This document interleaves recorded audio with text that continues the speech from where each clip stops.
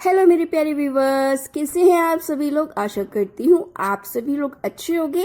कहानी के लिए मेरे चैनल को सब्सक्राइब कीजिए, कहानी को लाइक और शेयर ज़रूर कीजिएगा और कहानी कैसी लगी प्लीज़ कमेंट बॉक्स में ज़रूर बताइएगा।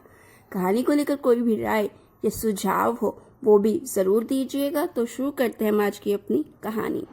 सोनम एक एजुकेटेड लड़की है, बड़ी MNC कंपनी में नौकरी करती है। जॉब के दौरान ही उसे प्यार भी हो जाता है। मानव उसी के ऑफिस में। दोनों को पहली ही कुछ मुलाकातों में प्यार हो जाता है और लगभग 1 साल की डेटिंग के बाद ही दोनों शादी करने का फैसला भी ले लेते हैं। दोनों के परिवार को इस शादी से कोई परेशानी नहीं थी। दोनों अच्छा कमाते हैं और अच्छी नौकरी करते हैं और एक ही शहर में भी हैं। सोनम और मानव की शादी हो जाती है। दोनों बड़े शहर के अच्छे फ्लैट में अपनी जिंदगी की शुरुआत करते हैं। काम करने के लिए उन्होंने एक नौकरानी रखी, लता, करीब 38 साल की। सोनम ने उसे काम पर रखते हुए ही अच्छी तरह से सारे रूल्स बता दिए थे। साथ ही उसे यह भी कहा कि अगर वो यहाँ रहना भी चाहे तो रह सकती है। लेकिन लता ने बोला कि नहीं, उसका घर पास ही है, वो वहीं जाएगी और सुबह जल्दी वापस आ जाएगी। लता घर का सारा काम अच्छे से करती, अच्छी तरह से खाना बनाती और साफ सफाई भी करती। इसके काम में कोई भी कंप्लेंट नहीं थी। शादी के करीब 7 महीने बाद ही सोनम और मानव के बीच झगड़े होने शुरू हो गए। हर छोटी छोटी बात पर झगड़ा होने लगा। पहले तो झगड़ा छोटा हुआ करता था, जो थोड़ी सी बात से शुरू होकर ख़त्म हो जाया करता था। लेकिन फिर कभी कभी इन दोनों में कई दिनों तक बात नहीं होती। ऑफिस की बातें भी उनके झगड़े का एक प्रमुख कारण रहती थी। उन दोनों को लगने लगा कि उन्होंने एक दूसरे से शादी करके गलती कर दी। ऑफिस की एक मीटिंग के दौरान दोनों ही बॉस के साथ उसमें मानव ने सोनम की बात के बाद अपनी बात रखी, जो कि बॉस को ज़्यादा पसंद आई। इस बात से सोनम को बहुत गुस्सा आया और वो बात हमेशा की तरह इस बार भी उनके घर तक पहुंची। सोनम ने इस बात को लेकर मानव को बहुत कुछ सुनाया और साथ ही उसने नौकरी छोड़ने और तलाक की बात भी की। लता यह उनकी सारी बातें, सारा झगड़ा हमेशा से सुना करती थी। बस वो अपने काम में लगी रहती। जब खाना बन जाता तो वो दोनों को कहती। ज़्यादातर वो लोग अलग अलग बैठ कर ही खाते थे। सोनम अगले दिन ऑफिस नहीं गई। दोपहर तक अपने कमरे में बंद रही। लता ने मैडम का दरवाज़ा भी नहीं खटकाया। उसे अच्छी तरह पता था कि अभी वो कुछ भी नहीं चाहती। दोपहर के बाद सोनम अपने कमरे का दरवाज़ा खोलकर बाहर आई। लता किचन साफ करके अपने घर जा रही थी। उसके हाथ में उसका एक छोटा सा झोला था। सोनम बाहर आते ही लता को चाय के लिए कहती है। लता चाय बनाने लग जाती है। सोनम का मूड ठीक नहीं है। सोनम किचन में लता के पास जाती है। लता उसे खाने के पूछती है। सोनम बोलती है, नहीं अभी नहीं, सिर्फ चाय दो। सोनम लता को पूछती है, तुमने खाना खाया?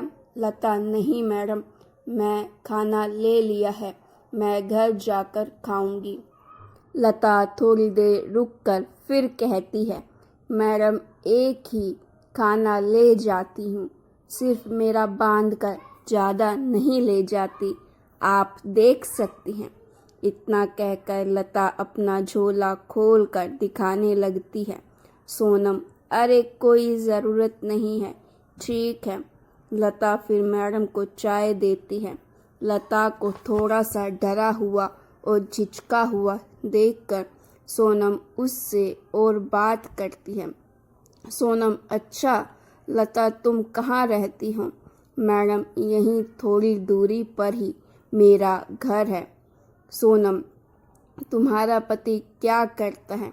लता, वो कुछ नहीं करते मैडम, वो अभी कुछ कर नहीं सकते। लता थोड़ा रुकती है और पलक झपका कर कहती है, उनको लकवा आया है, उनका बाएं शरीर काम नहीं करता, ठीक से बोल भी नहीं पाते। सोनम, अरे तुमने कभी बताया नहीं, फिर घर दवाई यह सब तुम ही संभालती हो?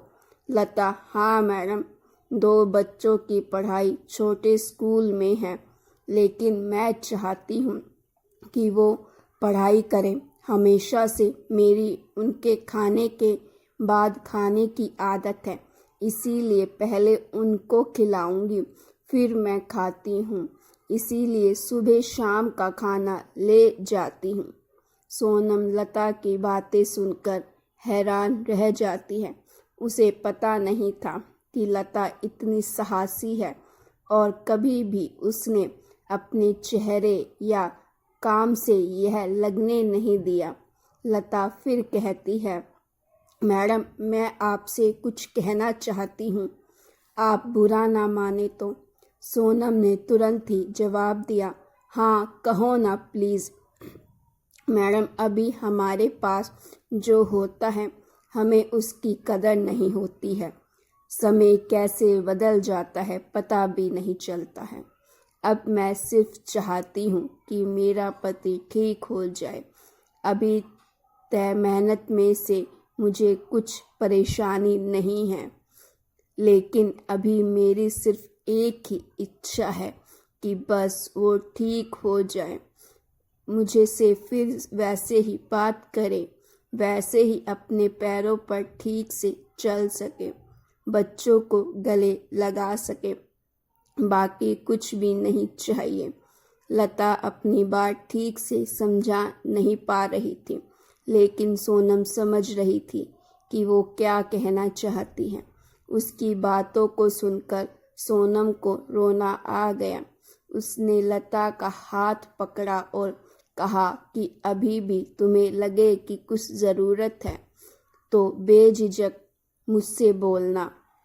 लता ने हाँ में सिर हिलाया। कभी कभी जो बड़े बड़े लोग हमें नहीं सिखा सकते वो ज़िंदगी सिखा देती है। सोनम की आंखों पर लगा पर्दा जैसे हट गया। उसे समझ आया कि उसके पास भगवान की दिया हुआ बहुत कुछ है। पल भर में ही जैसे उसकी सारी नाराज़गी, गुस्सा ना जाने कहाँ चला गया। जिस पति का वो मुंह भी नहीं देखना चाहती थी, अब उसके आने का इंतज़ार करने लगी। शाम जैसे तैसे आई। दरवाजे पर जैसे ही बेल बजी, वो दौड़ कर गई और दरवाज़ा खोला। सामने मानव को देखकर रोते हुए उसके गले लग गई और सॉरी बोला। मानव को कुछ समझ नहीं आया, लेकिन उसने भी सोनम को सॉरी बोला।